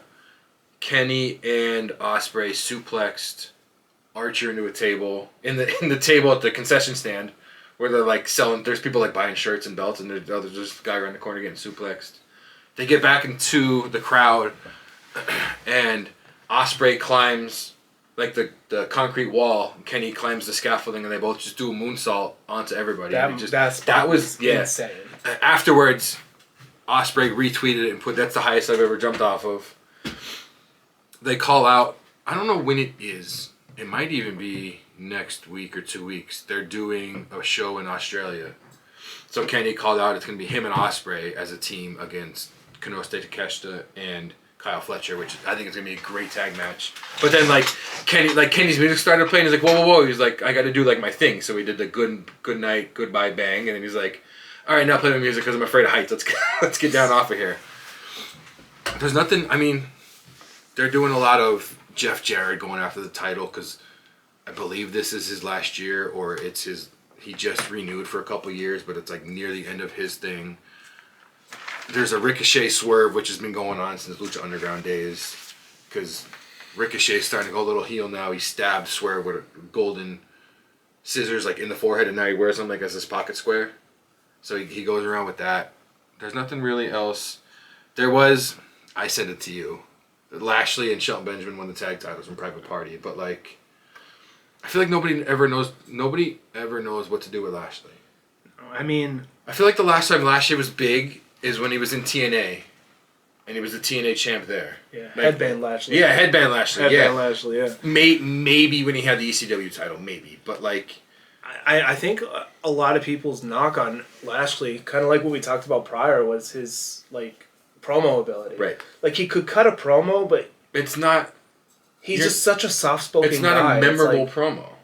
Yeah, he's like, he can get his point across, but it's just like, I will say it's very like monotone-ish. Right. But I mean, in ring wise, him and even Shelton. Oh my god! I've always been a fan of Shelton. The world's greatest tag team, him and Charlie Haas. Yeah. Yeah. And that was a gift. The world's greatest tag team was a gift to Kurt Angle. Yeah. From Paul Heyman. So there was. Funny because he already had something to do with the APA thing too. I don't know if it was this morning. I saw it this morning on Twitter. There's always been a beef between Shelton Benjamin and Mia Yim. Always. They've always been like, they're like friends, but they're always trash talking each other. So he sent her a picture with the title, and he's like, "New champ," and she's like, "You thief! Who'd you steal that from?" They're like, she's like, "Congratulations," but they're always ribbing each other online. It's like Bayley and Michael Cole. Yeah, it's Bayley and Michael Cole just on Twitter. They're always ribbing each other. There was a vignette of how we talked about before. It was Brody King, Julia Hart, Buddy Matthews saying there's no actual leader. We're here to do violence. We're going to do whatever. No one's in charge. That is going to lead to something into the news later that I did find. But that's just another sign of Malachi Black maybe is done with AEW. I think he is. Because there later on, this might have been right before, there was a Jamie Hayter Julia Hart match. This was like match 2 because they're doing a third one now. Julia Hart won the first one. Jamie Hayter won last night. But then after the match, Jamie Hayter's like, hey, almost pretty much what Edge did to Buddy and what Ospreay did to Brody. No, the opposite. Hey, you don't need a leader. You can do this on your own. You're really good. We're going to have our third match. We're going to see who wins, but you've been getting good. It just sounds like they don't want to say he's gone, but he's gone. Yeah, I think if he left the company under any other terms, like personal reasons, injury, right, they wouldn't be bringing it up on TV. Right. But the fact that they're bringing it up on TV and not saying his name either. They're not saying his name. They're because obviously they're not going to promote him. I believe so. They used to say, like, when she would come out, they would say, let's say when they were together, when the New Day was together, and Kofi would come out representing the New Day. Julia Hart would always come out and they would say representing the House of Black. They didn't last night. Yeah, I think it's just their way of telling the audience, like, because remember last time he stepped away for a little bit for like personal reasons. Yeah. Well, they didn't talk about it at all. Right, but this time now it's like everything was online. Oh my God, he hasn't been there. What's going on? What's this? What's that? But yeah, they were just like, hey, he stepped away for like not on TV, but like they would just be like, hey, he stepped away for personal reasons. Right. Just let it go. Now they're talking about it more, so that's why I feel like he's actually like done, as in just done with the company. Right, like I'm good. My contract. And they're telling the fans like, hey, this isn't something as serious. Right, this isn't what happened last time where he just needed time to clear his head or whatever. Yeah, he's gone. So now we're just going to turn it into a storyline. Right. Because turning real life into a storyline sometimes is good. Like the Matt Hardy, Edge, Lita thing. Yeah. Great TV. Right. But sometimes it's not good. And I think this would be a case to where it would, well, if it was personal reasons for needing to clear his head and mental health and stuff, yeah, you don't want to. I just think, like, he never, the only title they had the 3-man title, but he's never really had like an independent title run there. And I think he probably would be better for him too to be back in WWE with his wife. I feel like some of his best matches were like against Andrade in NXT. And they need to bring back his entrance. The coffin. I don't know why I call it the coffin. He wasn't in a coffin, but like when he would just stand up. Raise up with the candles. That was great. The music too. Yeah. One of my top favorite music. I think that music might have to be played this week in Network. Yeah, probably. I mean, that's all for wrestling for the week. There was... Paul Heyman was on Impulsive this week. Yes. Which... Not like we need to promote that podcast. Right from the beginning, Heyman's... So how's it hanging? Paul... He's just... Mike's like, yo, you can't say that here. He's like, we can't say that here. He's like, why? Because of this guy. What do you mean I can't say how's it hanging? What are you guys talking about? I don't know why, but right from the beginning, it was just really good. The only other things I have from that... Which we already knew, he winged the whole Hall of Fame speech. Because he's like, I don't know what the crowd's going to do. I don't know, because it's in Philly. Yeah. I'm going to figure it all out. I like when he brought out the box that had the baseball cap. Yeah, the baseball cap and the jacket. And the headset. Yeah. He did also say, which we knew, he didn't, for the whole, after Mania, when Roman was gone, to the point of Madison Square Garden being put to the table, he didn't really eat, he didn't really sleep, he didn't shave for days. That's why he looked so disheveled. Yeah. He did mention... Didn't dye his hair. Right. He ate, like, food that he knew was going to bother him. He did mention, like, where he got the idea from. It was some, like, actor and movie from, like, the 70s or 80s or something. I don't remember offhand. But the dude did, like... He was going to be in, like, a torture scene, so he went and, like, did coke and, like, partied for a whole weekend and came looking like a torture victim, and he was like, yo, I'm an actor. Like, this is what I'm going to do. That's a method actor. Right. Going to another level. I didn't know this. Bam Bam Bigelow gave him his first bump. I did not know that until I watched that either. How he said he was supposed to fly into the ring, and he didn't. He just landed on his head. That was pretty good. I didn't know... I mean, I'm sure it's a rough thing to talk about. His mom was a Holocaust survivor. Honestly, I didn't know that either until they brought that up. They said something like his 7-year-old niece had to go into the chamber or something because she wasn't fit because she was too young. Like some of the stuff they were talking about got really serious, and you can see they're all just like they want to talk about it, but they're like, we don't know if we really can because it's still like that's still a touchy thing to talk about. Yeah, it's a very somber subject, but I mean, Paul has always been open about what he is, that he is Jewish and everything, and. I think that adds another layer to him. Not only is he this brilliant wrestling mind, but he also understands his past and where he came from. And how he said he never really, like, even growing up, like, he never wanted a real job. Right. And he feels like still to this day he doesn't have a real job. He did say that the minute he goes out and he feels anxious, he's like, I'm done, I'm good. I can't. Like, if I'm out there and I'm nervous, I can't do it. Which is funny, because you said he winged his speech. Like, how many other people can... Wing a whole Hall of Fame speech. Yeah, wing an entire We can speech. barely wing this episode. Yeah, I can't wing anything. There was two things from his dad. The first thing was, like, his dad took him, I think it was a Yankees game. His dad took him to a game, and where they parked was right where all the players come out at. And he's like, Dad, let's go meet the players. Like, they're coming out right here. His dad's like, why? They're just normal people. He's like, no, but Dad, they just, like, they were in the game. And his dad said something to the way of, when they're out there, they're out there. But as soon as they get off the field and go to the butt, they're normal people.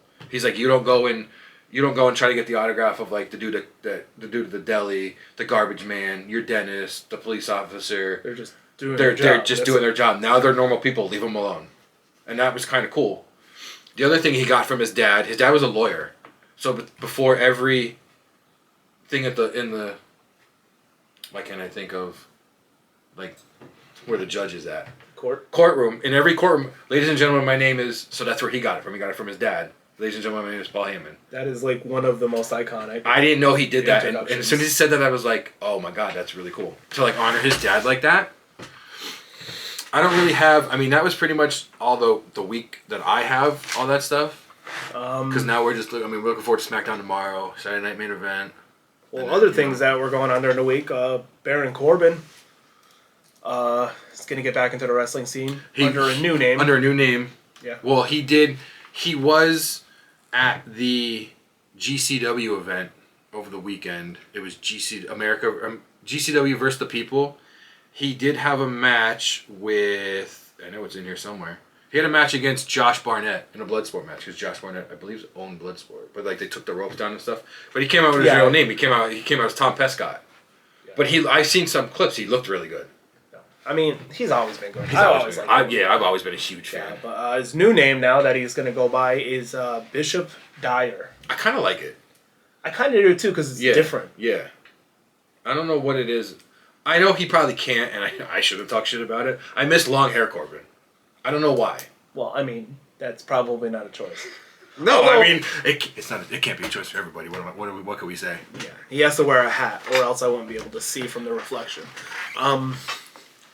What I also like watching about Corbin is his little videos about cooking steak and cooking videos and stuff. They're all over TikTok. Yeah. I mean, I always liked him. I was sad to see him go. Yeah. But I mean, if he can go to a place and get over like he deserved to be, I'm excited. So this morning, the new Chris Van Vliet episode dropped, and he's on it. I'm excited to watch it. We'll definitely talk about that next week. AEW's news: Ricky Starks asked for a release, and they were like, "Nope," and he got denied. Ricky Starks, Ray Phoenix, who's Penta's brother. Well, I know they're still not letting him go.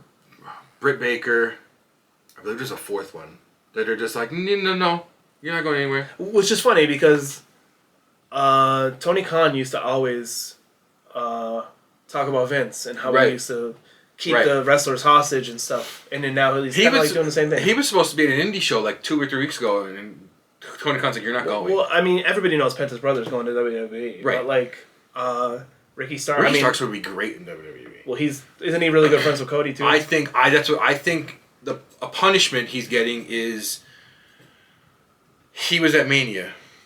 He was seen on camera. I think on that backstage thing. Oh, kind of like the old school Highlanders. Remember when they were showing the TNA? Yeah. I think he was in the crowd. He was in a suite. He was showing on like a backstage behind the scenes thing. I think it's a punishment. Because he's really good friends with Cody. Yeah. Other news: Bliss. Her return is delayed again. That sucks. That sucks. I just saw that this morning. I heard it was something about a contract dispute that, like, since the new era's like taken over, that a lot of the wrestlers switch over to new contracts, and she still has one of the old contracts. I believe, like pre being pregnant and all that stuff. I believe Tuesday was. It's not an anniversary, but it's 2 years since she's been in the ring. Yeah, it was someday this week. I think they were probably plotting to have her come in on the Rumble. Yeah. Yeah. But maybe something with the Wyatts. All right, so we also have Jordan Grace.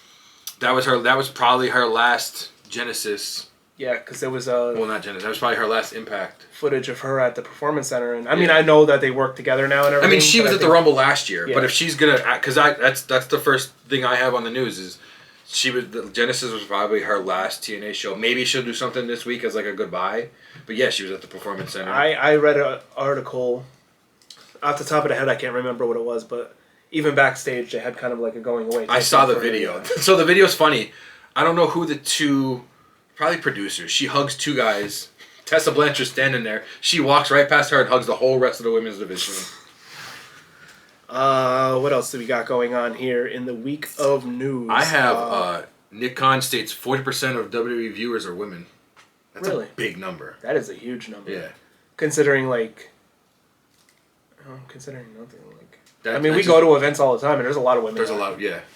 But a lot of times, But I guess that was the stigma at one point that it was like, oh, wrestling's a guy's thing. Yeah. But like, I feel like it's like men, women, children. It's for everybody. It's for everybody now. WWE is holding open tryouts in UK in March. I didn't know. I didn't hear that. Yeah. Basically, there's a couple UK indie wrestlers that are big that WWE has their eyes on. You got Rio, Tate McPhair's.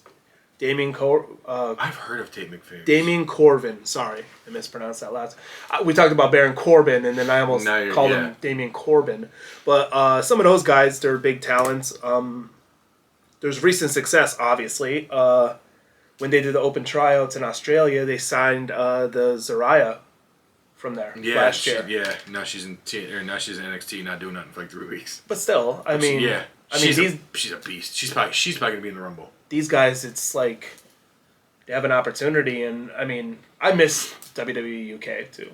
To be honest, you were a big fan of that. I remember watching I guess you can call it the inaugural event of crowning the champ, and it was because I remember the finals were Pete Dunne and the dude that he was a tag team with before he got hurt. I can't think of his name. And then at the end, Walter came out. Well, I'm glad you called him by Walter, because that's... If you said Gunther, I'd be like, you're wrong. He was Walter. I like Walter. I like Fat Walter better than Fit Gunther. No. So last week, because he already had one out this week, last week on YouTube, Logan Paul came out and he's fighting McGregor, supposed to fight McGregor. He's getting $250 million to fight Conor McGregor. He looked at Nick Khan and was like, yo, if you're going to pay me $250 million, I won't go fight him. But if you're not, I'm going to go get this bag. I don't blame him. No, I don't blame him. $250 million? No, I don't blame him. I don't care if Conor McGregor rips my arm off. No, you can have my arm for that type of right. money. Also, I did see that Ilya Dragunov is ahead of schedule on his I heard injury. He was in the PC. Yeah. Yeah. Yeah, he's ahead by a decent amount, though. He had a knee injury. Yeah. For a while, I didn't even know why it was out. Yeah, I just saw Dragon Lee is out because he's supposed to have another kid. I just thought he wasn't on TV. Maybe that's why they did the whole switch up with the one-on-one match. That could be. Because he's probably going to be Ray's partner against the New Day. That could be. Yeah. Now that I'm thinking of it, yeah. But I mean, that's it for all I have in week in review. I got some other things. So it's like I talked before in AEW. So Brody King went to trademark. Brody King, whose real name is Nathan Bavelet, I'm guessing. He went to go trademark Hounds of Hell. I also saw another one. He went to trademark something like the not Cerberus, but something like this, like maybe 3-headed demon or something. Severus Snape. But no, Cerberus, like the 3-headed. Harry Potter. Like in Hercules, not Harry Potter. First of all, Harry Potter is better than Hercules. But yeah, so he might be trademark Hounds of Hell. That might be their new name. At that, so we were talking before about how Corbin's got a new name. He was at the GCW event. There was also a match for. I'll have to show you the footage because it's disgusting. I think it's for the GCW title. It's Allie Ketch against Effie. She went to go dive out of the ring and her leg snapped backwards. Oh, I saw the picture. It's like the X-ray. It's shattered 3 or 4 spots. That's crazy. All she did was suicide dive out to the thing. She hit him, but her leg was underneath him. It looked bad. Yeah, it did. At that same event, PCO, who I guess was in WWE in the 80s or maybe WCW, because they always say he's a WWE legend, but I don't. Maybe he went by a different name. Maybe if I showed you him, you would know who he is. He's the current TNA Digital Media Champ, which that title just to me, I don't know, like digital media champion. If you're not doing like YouTube shorts or like stuff online, what are you doing? He took it to the GCW event, grabbed a mic, threw it in the ring, and started hitting with a sledgehammer, cutting a promo. So he was supposed to be there, but I'm guessing not doing that. He went into the ring, smashed with a sledgehammer, started cutting a promo. I'm never on. I'm never on. They cut the mic from him and cut the feed. So I think that was a real thing. It's kind of relevant. NXT. Netflix's prices are going up. It's relevant because Raw's on Netflix. Yeah. It's going up like $1, $2, and $3, I believe. I kind of figured. Yeah. Turns out I have the family plan on Netflix, and it keeps asking me to add my other person. I'm paying more than I should be paying. I just did the base one because I'm good. Soraya, I should have gave you the login. You could have been free. Yeah. Could have paid me Soraya back. left Ronnie Radke. I saw that. Because I guess, but he's also saying like stuff that like against AEW wrestlers or something. I don't really know. Ronnie Radke is a fantastic musician, but he's like a heel in real life. Yeah. He's like the real life CM Punk. He'll just cut promos on everybody. Like no matter what it is. I guess like, they've been together for like 6 years. We had that conversation about being like politically correct and being careful and who to offend. No, he'll offend everybody. He doesn't care. I mean, TNA and WWE working together. We talked about that. I do want to bring up. So over the weekend, Fightful Awards went on. Fightful from. I follow them on Twitter, but I'm always watching them stuff from Sean Ross Sapp. I don't have every nominee, but I do have the winners of everything that I did not share with you that I want to. Some of them are going to be pretty good. All right, let's hear it. Indie Act of the Year, Matt Cardona. He's the indie god. That's what he goes by. Now, did you see the back of his shirt? It's got Chelsea in the Statue of Liberty costume. That's hilarious. Booker of the Year, Triple H. That's like 2 or 3 years now, I think. Promotion of the Year, WWE. Event of the Year, WrestleMania Night 2. Okay, Moment of the Year, Cody finishing the story. All right. Best men on promos, Hangman Adam Page. He did have some good ones, and this is what I did talk about, I believe, last week. Best individual promo, Hangman burns down Swerve's house. So when he sat there and it went up in flames. They have them as a storyline of the year. I don't know. I feel like Cody Roman. Yeah. I don't know. Feud of the year, Hangman Swerve. I mean, if you're gonna burn down a guy's house. Feud though, I mean, I get it. I get it. I'm not gonna be mad at it. Manager of the year, Prince Nana. He's basically in that. He's Swerve's manager, so he's basically tight in that. No, I'm good with that. Documentary of the year, the Bray Wyatt becoming immortal. I totally forgot that was this year. I don't know why I thought it was. Yeah, that's hard to talk about. Yeah. So.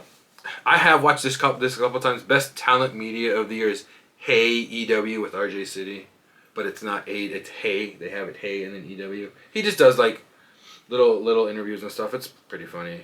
Wrestling news story of the year: Vince steps down in a mid lawsuit. That's another. I guess that's the biggest story. That's another touchy little. I don't know how I feel about this one. Women's tag team of the year: Bianca and Jade, but I really can't think of any other. I mean, Unholy Union metaphor. Damage Control, Pure Fusion Collective, even. I don't know.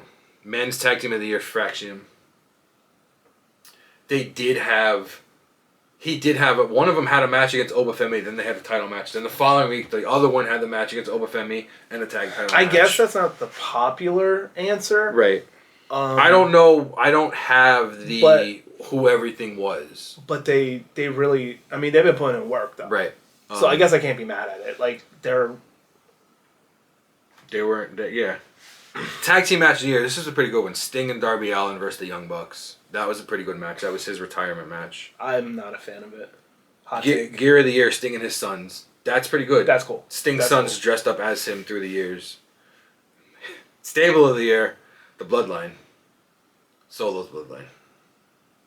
The Bloodline in parentheses Solo's version. Honestly, you know what? I think they deserve their flowers. To be honest with you. Because really, the OG Bloodline hasn't been there for the whole year. Right. That's why manager of the year. They've been split up. That's why you're right. Yeah. Announcer of the year, Nigel McGuinness. Okay, he does like old school JBL. He takes shots at everybody when they're in the ring. I like Nigel as an announcer. I'd maybe call it a homer, but like, ever since Vince has been gone and Hunter's been in control, Michael Cole, man. Has been on another Come level. on, what are you guys doing? He is so good. Rookie of the year, which I'll take her every year. Izzy Moreno, I think her last name is. She was the Bailey fan in the crowd at NXT. Oh yeah, that's Absolutely. That's a good choice. You're gonna like this. Funniest wrestler of the year, Chelsea Green. Yeah. It's Chelsea Green and Harley Cameron. They both tied, but Harley Cameron's pretty much doing what Chelsea Green does, just in AEW. Finisher of the year, that's Tsunami from Bronson Reed. I'm with that. I'm definitely with that. Men's in-ring wrestler of the year is Ospreay. All right, he's doing good. Good. Men's single match of the year, Ospreay versus Danielson at Dynasty last year. That was an insane match. You're not gonna like this one too much. Women's singles match of the year, Mercedes Moné versus Hakazuki. They gave her 4 titles. She's got 4 titles now. Who? Mercedes. Sasha. 4 titles. I like this one because she's really good. And I liked her even when she was in WWE. Women's in-ring wrestler of the year is Athena. That's Ember Moon. Yeah. She was really good. Men's overall performer of the year, Cody. Women's best on promos, Toni Storm. All that timeless Toni Storm stuff was great. I agree 100%. She is also the overall performer of the year for women's. I like this one. The Big Boss Man Memorial Hater of the Year, Drew McIntyre. Yeah. I don't know why it's the Big Boss Man Memorial, but I kind of like that part, right? Ray Traylor deserves some praise there. I did. I like that I found that, and I was like, you know what? I'm not going to share that with him. The only other thing that we do want to talk about is Christopher Daniels officially retired. His last match was last weekend against Hangman in a Texas death match. He did come out last night.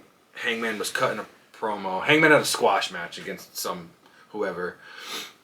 He came out after the match, neck brace, Hangman right up into his face, and he was like, hey, I don't want nothing, I don't want to be here. I just want to say, like, I'm not supposed to wrestle anymore. I can't do this. This is going to sound weird. I don't know if you've ever watched or played the Mega Man games. Yeah. When Mega Man would, like, steal the move of the boss. Hangman's been stealing the Fallen Angel, Christopher Daniels' move. So now he's like, you're taking my move. You took I'm just saying, like, I'm not doing this no more. I just wanted to be your friend. I'm sorry. And, like, he left, and Hangman, like, you could see Hangman, like, fighting inside of, why did I do that, to, like, the heel in the face inside, because he even moved the camera, like, out of his way. I didn't know this. So Christopher Daniels was he's won 20 total championships. He's been in Impact, Ring of Honor, New Japan. He was a 3-time X Division champ, 6 reigns as the NWA tag champ, probably with, oh my god, I can't think of the other guy from SoCal Uncensored. I'm a terrible wrestling fan. 2 reigns as the Impact World Tag Team champ. He was a 1 reign as the Ring of Honor World champ, 1 reign as the Ring of Honor World TV champ, 4 reigns as the Ring of Honor Tag Team champion, 1 reign as the Ring of Honor 6-man. He had the IWGP Junior Heavyweight Tag Champion in New Japan. I didn't realize, like, I knew he's been everywhere. I didn't realize he's had that many. He's like probably one of the best he was in WWE as like dark stuff, but probably one of the best non-WWE tag champs. Frankie Kazarian, that's who his partner was. Yes. He as soon as you said it clicked in my head. Some crazy. He didn't know this, which is kind of shocking because this is his era. So when they had the higher power with The Undertaker and Stephanie got abducted and she was going to be sacrificed, and that's when they wanted Stone Cold to be face.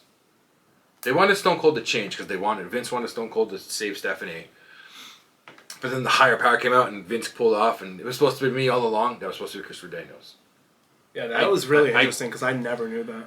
I remember hearing that a couple years ago. I don't know why it never went through. And it's funny because as I'm scrolling the research for it, I see Vince Russo, and now I'm like, okay, maybe now I know why it didn't go through. Oh, yeah. He always has nice things to say about everybody. Yeah, he does. But, I mean, I think it's better off that he wasn't, just because of all the things he's did. Because now he's backstage. Now he's a talent producer, I believe, in AEW. But all the stuff he's done, I loved him, like old school TNA. I said last week, his rivalry between AJ and Samoa Joe was like one of the great TNA things. Overall, one of the greatest to ever enter a ring. One of my favorite personas, but he was Suicide remember when they did the TNA video game and they made like the Suicide character? Yeah. They made the Suicide actual wrestler. He was Suicide, but he was also Curry Man. I don't know if you know who Curry Man is. Yes, I do. He was one of. There was a couple people for Suicide, but he was the only person that did Curry Man. I don't know why I liked Curry because it was Curry Man and Shark Boy. I remember Shark Boy too. That was like one of the funniest tag teams. But I just wanted to give a little shout out to Christopher Daniels. He was cool in TNA. 100%. That is all I have for the news and the Fightful and Christopher Daniels retiring. Do you have anybody you want to cut a promo on before we end this nice little episode? The only thing I want to cut a small promo on, like I mentioned earlier, is the people, the parents in the school drop-off. Let me talk to you for a second. Let me talk to you. Let me talk to you. Yeah. We do this every day. Every single day. It's the same process. You know, drive down one street, here, we stop, let the kid out nice and safe correctly. I don't understand how after about halfway through the school year, right? Yeah, probably, yeah. About halfway. How we still don't understand this. How we still almost hit people. I almost got hit at least 3 times this morning. And I got flipped off once. Person looked to be a little older than 60 though, so you get a pass. No, you don't get a pass. Can't do that. I gotta be careful, you know what I'm saying? But the fact is, come on, people. We understand what we're doing here. It's simple. Drop the damn kid off. Move along. Get on with your day. That's it. I got a text message this morning. I almost got into 3 fights at school drop-off. It's going to be a great day. And I went, oh, man, I know who your promo is going to be on this week. Not only that, I also had an entire page of notes. He needs to cut a promo on himself. Yeah, on myself. That I completely ripped out and threw away last night. Not sure why. So yeah, that added on top of that. So that was a very good start to the day. But yeah, parents. I just have a quick little promo. Parents, and get in line, figuratively and literally. Let's get in line. Let's get our kids to school. Enjoy the peace and quiet that we have. And that's that. My promos. You kind of did too. You kind of did one on yourself, so I'm going to do a little quick one on us because I said I was going to do a promo on us. Because we do sometimes, you know, it's going to sound a little arrogant. Sometimes we do go out of our way and do whatever we can at work to get whatever done. And then the next week we're just right back to where we were in the beginning, bitching about whatever we did the week before. But what do we do that week? The same exact thing and do whatever we can to whatever we can. This goes beyond work. This goes beyond work. This goes with everything in life. We are like the movie with... what's his name? Jim Carrey. Yes, man. We just say yes to everything. You're not wrong. That's how we became friends. That's not my actual promo, though. No. Wait. Pause. Yeah, whatever. My actual promo is on dentists. Not for anything in particular, but don't if I may, don't have this and this and this and you trying to dive into my mouth and have a conversation with me. How am I supposed to? How am I supposed to talk to you? Well, some people pay good money to have that much stuff in their mouth. Fair. But how am I supposed to talk to you? How was your week? How's everything going? And I can't answer you. Nope, you're right. Last time I was at the dentist, it was the same thing. So how are you doing when your finger is touching the back of my throat? Right, you're feeling what I had for breakfast in the morning. Yeah, seriously. And how's everything going? How's this? How's that? Yeah, okay. I'm tickling your chest cavity, and you're asking me how the kids are. That was my quick little promo. There you go. There's our little promos. Get it off the chest for the week. That's all we have for Week in Review. So thank you guys for watching. We'll be back next week. More show coverage, more news, more insane banter. That's what we're known for. That's the best part. I think that's the best part of the episode. But we'll keep it in. We don't want to cut it out. We want to show you guys that this is how we are. This is how our conversations go. And we like to be, and I think you'll like this one, imperfectly perfect. Oh, I do like that one. That's pretty good. So I'll leave you at that. Hope you all have a good day. Later, guys. The D&D Talk Wrestling Weekly Review. Oh, come on! Come on! Welcome back to the D&D Talk Wrestling... God damn it!